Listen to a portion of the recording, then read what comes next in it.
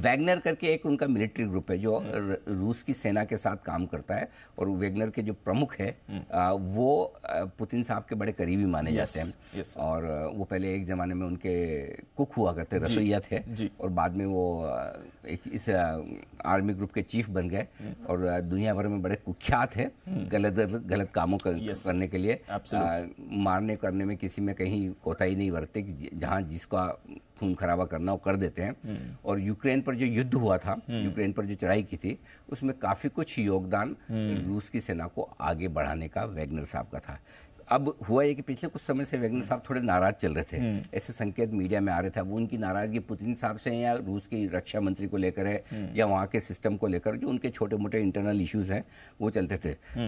भाई साहब ने शनिवार को सुबह सुबह ऐलान किया कि हम मॉस्को की तरफ बढ़ रहे हैं, रोस्टोव करके एक शहर है उस पर कब्जा कर लिया, उसके थोड़ा और आगे बढ़ने की कोशिश हो रही थी और ऐसा लग रहा था कि बस तख्ता पलट होगा। पुतिन साहब ने भी तुरंत ऐलान किया कि हमने सारी सीमाएं बंद कर दी है, सब कुछ हम तैयार हैं, और ऐसे विद्रोह को मतलब क्या कहा जाए कि रेस्टोरेंट निकाल दिया और विद्रोह को नाकाम कर दिया जाएगा, कुचल देंगे टाइप।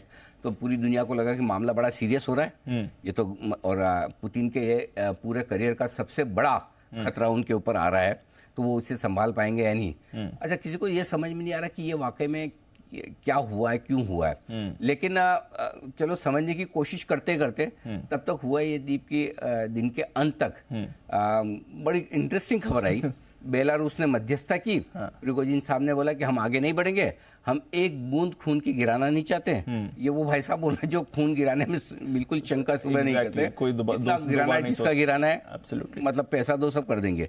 वो मतलब जो कहते हैं ना कि पैसा दे के काम करवाने वाले लोगों में वो इंटरनेशनल माफिया भी उस तरह के हैं, और वो बोलते हैं कि हम चाहे किसी का भी गिरे है तो रशियन ही। और पुतिन साहब के साथ हमारी बातचीत हो गई है, विद्रोह खत्म। और प्यार से मोहब्बत से विद्रोह, मतलब 12 घंटे में खत्म भी हो गया, शुरू होकर खत्म भी हो गया, और सब देखते रह गए ये था क्या। अभी मतलब एक तो ये कि वाकई में इनके झगड़े थे या दिखावटी थे, चूंकि इतना जल्दी और बिना कुछ किए हो गया तो दिखावटी ज्यादा लग रहा है। और दिखाने में के पीछे क्या पर्पस हो सकता है, तो पर्पस ये हो सकता है कि पश्चिमी देश अगर पुतिन साहब को हटाना चाहते तो उन्होंने ये संकेत दिया मैं हट गया, ये प्रिगोजिन साहब जो आएंगे ना मेरे से ज्यादा खतरनाक है, मैं तो फिर भी समझदार हूँ। एग्जैक्टली इनको तो बिल्कुल भी लाग लपेट और शर्म है नहीं, कुछ भी किसी भी हद तक जा सकते, तो मुझे आप रहने दें, मुझे हटाने की कोशिश नहीं करें। न्यूक्लियर कंट्री है। और इधर यूक्रेन भी जो थोड़ा खुश हो रहा था, वापस बैक टू नॉर्मल वैसा वाला हाल। सो क्या हुआ, क्यों हुआ, इसके पीछे क्या रणनीति है, क्या राजनीति है, पता नहीं। सो पहले सबसे पहली चीज हमारे लिए क्या है, बाजार के लिए कुछ, बाजार के लिए ना बड़ी खुशी की बात है ना बड़ा खतरा है। पहले लोगों को लग रहा था कि पुतिन कमजोर हो जाएंगे तो खुशी की बात है, युद्ध खत्म होने आएगा। बाद में समझ में आया ये तो पुतिन के भी बाप हैं जो आ रहे हैं 100 times वर्स। हाँ, तो उससे ज्यादा बुरा तो फिर डर।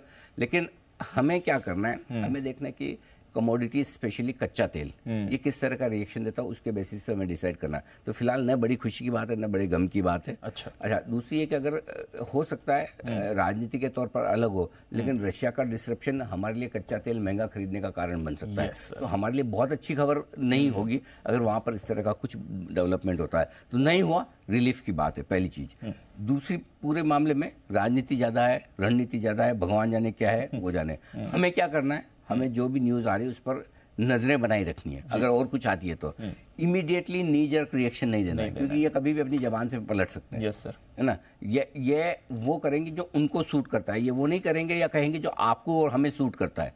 करेक्ट। सो इसलिए खाली नजर रखें, ज़्यादा एक्शन रिएक्शन देने की कोई ज़रूरत नहीं। हर खबर पर एक्शन देने या रिएक्शन देना कोई ऐसा कहीं लिखा हुआ नहीं किताबों में कि करना ही पड़ेगा आपको। हर खबर सुनी तो उस पर कोई ट्रेड ही लेना है या उस पर कोई। और इन सब के बीच में ओवरनाइट पोजीशन थोड़ी सी सावधानी के साथ रखें, स्पेशली लॉन्ग साइड पर, क्योंकि कोई अब जैसे इनका युद्ध समाप्त हो गया तो किसी को खुशी तो नहीं हुई, झगड़ा खत्म हो गया तो तुम्हारा ही झगड़ा तो तुमने खत्म किया, इसमें हमारे खुश होने की क्या बात है। लेकिन अगर कुछ खराब हो जाए तो खराब होने का डर है।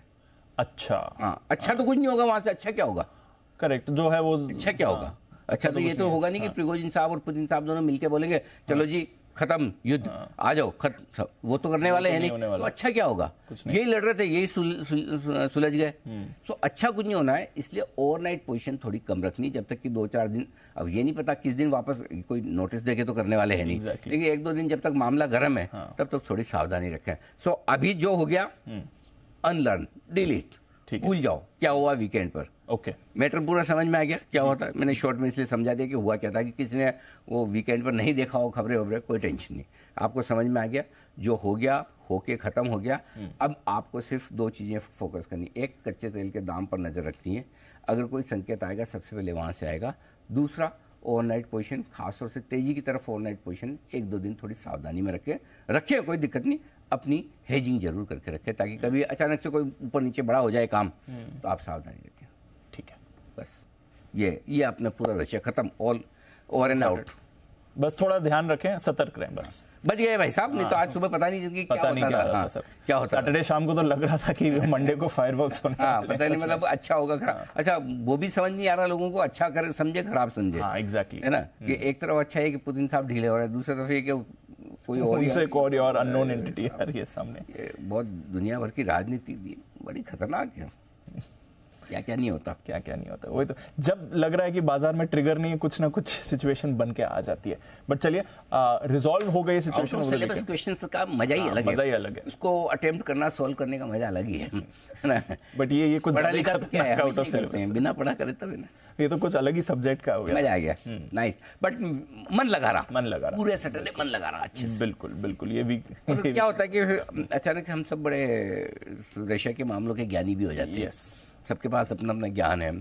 ये अच्छा है, सोशल मीडिया पे होने का सबको फायदा है, सबको अपनी भड़ास निकालने का मौका मिलता है।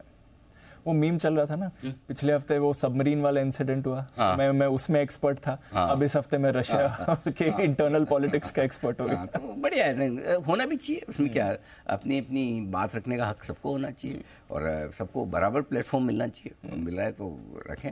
और कई बार क्या होता है, कई बार आप जो अननोन लोग होते हैं उनके भी पर्सपेक्टिव बहुत तगड़े निकल के आते हैं, ऐसा नहीं कि मतलब कहीं हिंदुस्तान में सोच और क्रिएटिविटी की कमी है, बिल्कुल नहीं है जी, कभी कभी बहुत बढ़िया चीज़ें निकल के आती हैं। हाँ, अलग अलग पर्सपेक्टिव आते हैं। एनीवे, अपने मार्केट के हिसाब से ये जो है वो आपको बता दिया। ठीक है।